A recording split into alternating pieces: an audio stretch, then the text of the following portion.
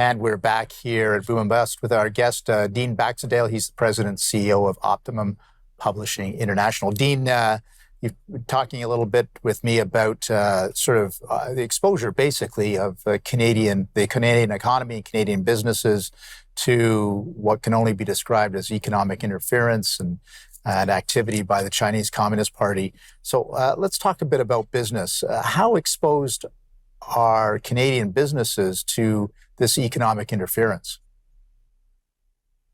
Well, depending, obviously, Tony, depending on the industry specifically, but when we have a reliance within our manufacturing supply chains for just in time, and we're relying on a single source in China for much of those parts in which to keep, let's say, the production assembly line going in a plant in Windsor, for instance, we are, very susceptible to disruptions within the supply chain and vulnerable, obviously, to the costs if are disruptions with that supply. So the manufacturing side, where we have become very reliant on China, we use China as, quite frankly, as a lever in which to export our inflationary, costs in Canada back in the 80s and 90s, and this has come back to bite all industry and government, quite frankly, in the free world,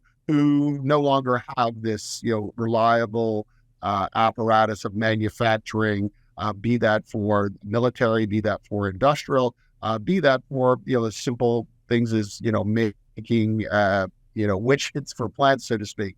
We are without that kind of power, but we are seeing a realignment of investment to divest from China in terms of that manufacturing capability. We are seeing, obviously, a huge flood of money and investment into places like Mexico to put in manufacturing, and we're seeing it come back to the United States and also to Canada. But we have a long way to go because Canadian corporations and global corporations, unfortunately, have a significant amount of capital that's still invested in China, and being able to disengage, as we call, there's been a lot of discussion politically, Tony, as you know, about this concept for friendshoring, the concept around decoupling. But of course, the Europeans didn't want us to use that decoupling concept. But that decoupling is now going full steam ahead on a whole bunch of different levels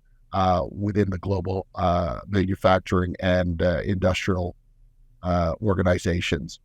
So we're seeing it, and investment is dropping substantially in China as a opportunity for the future, at least the short term. Yeah, no, I think you've raised some good points, and obviously the U.S. government has focused on what could be called dual use items which have national security implications, but that could be anything. And the fact is, Canada really does have this opportunity now, right, to create another supply chain with critical minerals.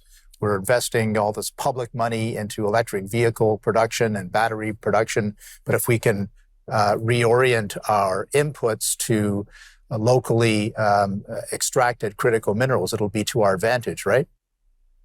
Absolutely, Tony. You have that 100% right, and certainly industry is trying to make those investments. The critical thing is being able to deliver an ROI within Canada, United States, or any of the free world markets when they're not competing with A, subsidies, B, slave labor to actually produce the parts. But there has to be a moral and ethical imperative of our corporations globally, but here in Canada, to make these kind of investments. And by the way, yes, it probably means that toaster that you got from China before for $49.95 is now going to cost you $59.95. So we can expect some inflation from this process, and we unfortunately we need to wean ourselves off of these cheap products, and because it's going to serve us economically in the long run in a much better fashion.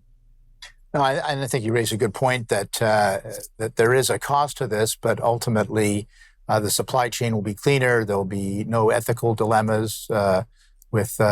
basically Chinese forced labor in certain parts of China and so on. So we're going to continue with this conversation with Dean Baxendale. He's president and CEO of Optimum Publishing International. Dean, I'm going to ask you a little bit about political interference in our next segment, because it's not just economic interference, there's also political interference. So lots more to talk about with our guest. Please stay with us after this commercial break.